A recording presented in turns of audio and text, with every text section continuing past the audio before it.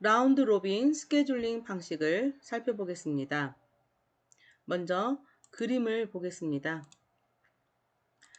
준비된 작업, 즉 작업 큐에서 CPU를 거쳐서 완료된 상태로 갈 수도 있고, 선점이라는 용어하에 다시 작업 큐로 갈 수도 있습니다.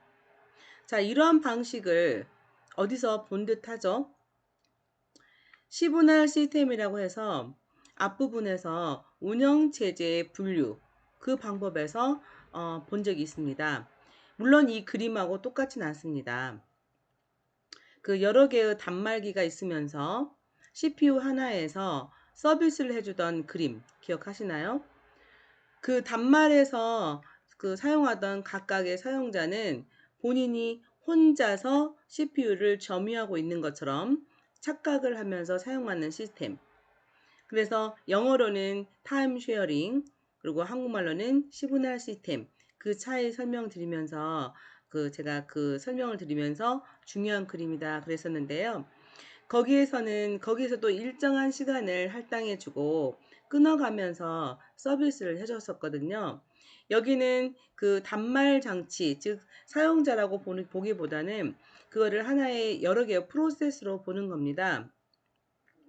그래서 똑같은 시간을 할당해주고 그 프로세스가 CPU에 들어와서 일정한 시간이 지나면 완료된 작업 같은 경우면 완료 상태로 가겠지만 완료되지 않은 작업의 경우에는 다시 작업 큐로 보내서 실행을 또 할 수 있게 해준다는 거죠.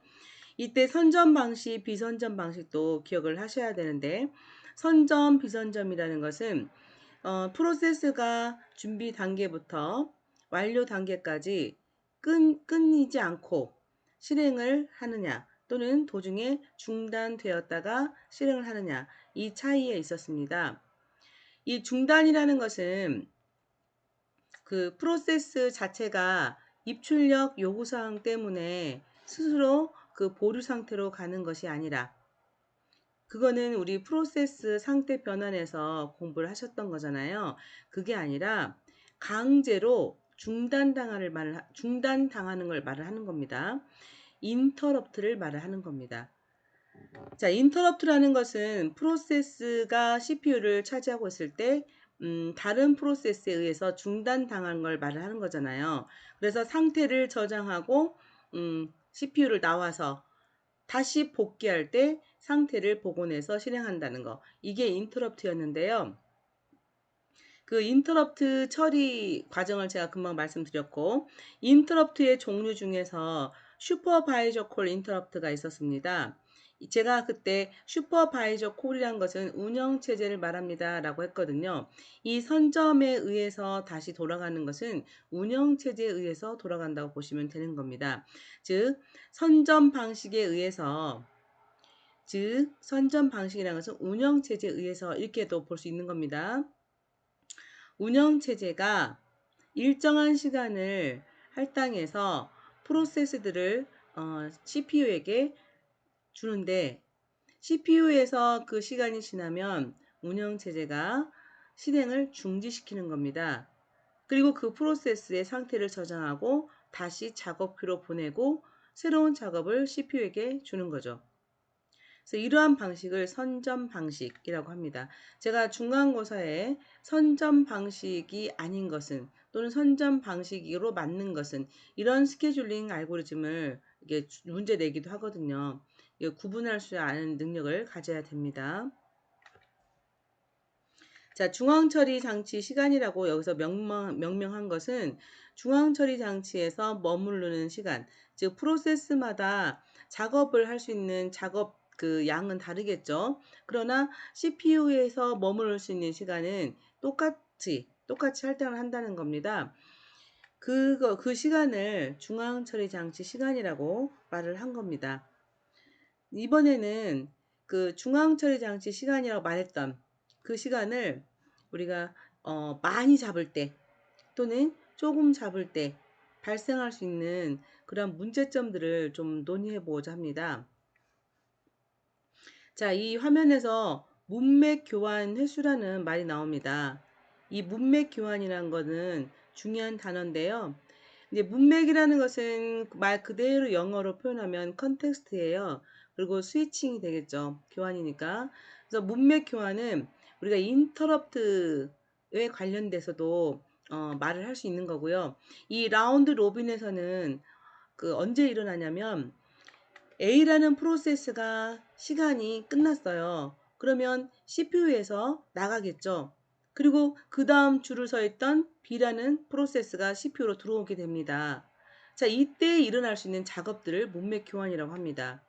자, 나가는 A라는 프로세스는 얼마만큼 또는 어느 시점까지 실행을 했는지를 저장을 해야 되겠죠.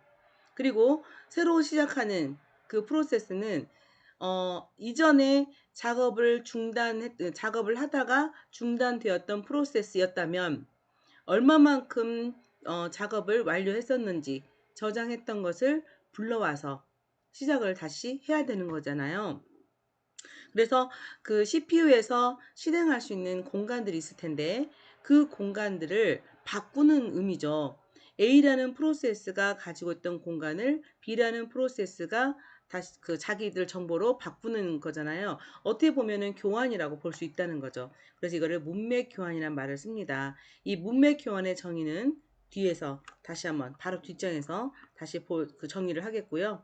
일단 문맥 교환의 의미는 프로세스들이 교환된다 이렇게 보시면 되겠습니다. 그리고 할당 시간은 10일. 자, 이 할당 시간은 우리가 CPU에서 처리되는 시간, 즉 각각 프로세스마다 10일만 되면은 끊어진다라고 보는 그 시간으로. 그다음에 8. 이것도 프로세스마다 8만 되면은 끊어진다고 생각하는 시간. 즉 앞장 슬라이드에서는 중앙 처리 장치 시간으로 표시된 그 시간을 우리가 할당 시간으로 보겠습니다. 자, 프로세스 A라는 프로세스가 들어왔습니다. 그 프로세스가 처리 시간이 10이라고 합니다. 자, A라는 프로세스가 들어왔습니다. 이 프로세스는 10만큼을 걸려야 완료가 됩니다. 그럼 이 프로세스가 들어왔을 때 할당 시간이 10일이나 되는 이 CPU에서는 얼마만큼의 교환이 일어나면서 끝날까요? 그걸 고려해 보는 거죠. 이 프로세스는 10일만큼 할당됐어요. 근데 10만큼 수행해요. 오히려 1만큼이 남죠. CPU 내에서 11만큼을 있을 수가 있어요.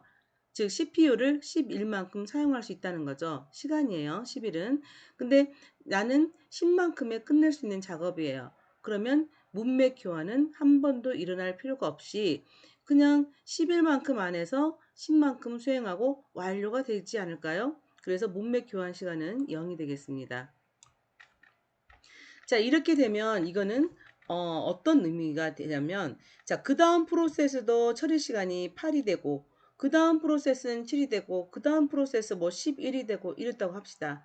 즉, 할당 시간보다 프로세스 처리 시간이 다 작다면, 그렇다면 FC, FS와 똑같이 됩니다. 할당 시간보다 작업들이 다 작다면 순서대로 들어와서 순서대로 나가잖아요. 그러면 순서대로 들어와서 순서대로 나가는 방식은 FC, FS잖아요. First come, first service. 그러면 FC, FS와 같으면 이 FC, FS에서 발생했던 문제점과도 같은 문제점을 갖게 되는 거죠. 어떤 문제점이 있었나요? 호의 효과라는 문제점이 있었습니다. FCFS에서는요, 줄을 서 있는 작업들 중에서 가장 작업량이 많은 작업이 앞부분에 줄을 서 있으면 작은 양의 작업이 뒷부분에서 기다리는 시간이 많아짐으로 인해서 전체 평균이 처리하는 평균 시간이 길어지는 그러한 나쁜 점이 있었잖아요. 그래서 그거를 보완하기 위해서 짧은 작업부터 합시다라는 알고리즘이 등장하게 된 거 아니었습니까? 그래서 이렇게 너무 길어지면 FC, FS 방식하고 똑같이 돼서 그 단점을 다시 유발하게 돼서 안 좋다. 그 말을 하는 거고요. 자, 세 번째 그림을 보겠습니다. 할당 시간이 2로 작아졌습니다. 처음 할당 시간은 11로 컸는데 이번에 세 번째는 할당 시간이 2가 됐습니다. 자, 이럴 때 10만큼의 처리 시간을 가진 프로세스가 들어오면요. 이만큼 실행하다가 중단당하겠죠. 그래서 다시 줄을 서서 또 이만큼에서 중단당하고 또 줄을 서서 와서 이만큼 하고 이렇게 했습니다. 그러면 그 프로세스들끼리 교체하는 문맥 교환이 몇 번이 일어납니까? 자, 처음에 들어올 땐 교체가 아니었다고 하더라도 자, 한 번, 두 번, 세 번, 네 번의 교체 시간이 일어나는 거죠. 네 번의 교체를 거쳐서 완료가 되는 겁니다. 처음에 들어올 때는 얘가 어디까지 실행했는가를 보고 날 필요가 없잖아요. 처음 시작인데 그 중단되었던 프로세스가 아니기 때문에 이 처음 시작은 그 교체가 아닙니다. 따라서 문맥 교체 또는 문맥 교환은 여기서부터 발생하는 겁니다. 그래서 1, 2, 3, 4 이렇게 네 번의 문맥 교환 횟수가 발생합니다. 자, 중간 단계는 그 지금 할당 시간을 8로 봤습니다. 그러면 8만큼 수행하고 나서 문맥 교환이 일어나고 그 다음에 이만큼 수행한 후에 완료가 되겠죠. 한 번이 일어나는 겁니다. 자, 이런 것은 지금 앞부분에 너무 문맥 교환이 안 일어나고 끝나면 FC, FS와 같다고 했는데, 자, 두 번째, 세 번째 그림을 보시게 되면, 잠시만요.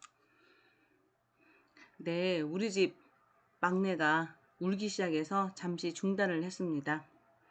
우리 집 막내는 야옹인데요. 루틴을 가지고 있어서 항시 자기가 해야 될 어떤 시간에 그걸 하게 되거든요. 근데 지금은 막 우는 시간이었어요. 달래서 다시 데리고 왔습니다. 자, 다시 설명을 시작하겠습니다. 이 라운드 로빈 스케줄링에서는 할당 시간이 너무 크면 좋지 않고 너무 작아도 좋지 않다라는 그런 말을 하고 싶은 겁니다. 그러면 할당 시간이 적절해야 된다는 건데 그 적절하다는 시점이 어렵다는 겁니다. 따라서 이 할당 시간을 적절히 잡는 게 라운드 로빈 스케줄링의 주요 포인트가 되겠습니다. 자, 문맥 교환에 대해서 다시 정의를 하겠다고 했었죠. 그럼 읽어보겠습니다. 프로세스를 다른 프로세스로 교환하기 위해 이전 프로세스의 상태, 레지스터 내용을 보관하고 다른 프로세스의 레지스터를 적재하는 일련의 과정이다. 자, 오버헤드가 발생하며 오버헤드는 메모리 속도, 레지스터 수, 특수 명령어 존재에 따라 다르므로 시스템마다 오버헤드는 다르다. 자, 이게 문맥 교환을 제가 읽어봤는데요. 이거는 문맥 교환에 대해서 간단히 설명하시오 그러면 첫 번째 줄에 있는 그것만 쓰셔도 됩니다.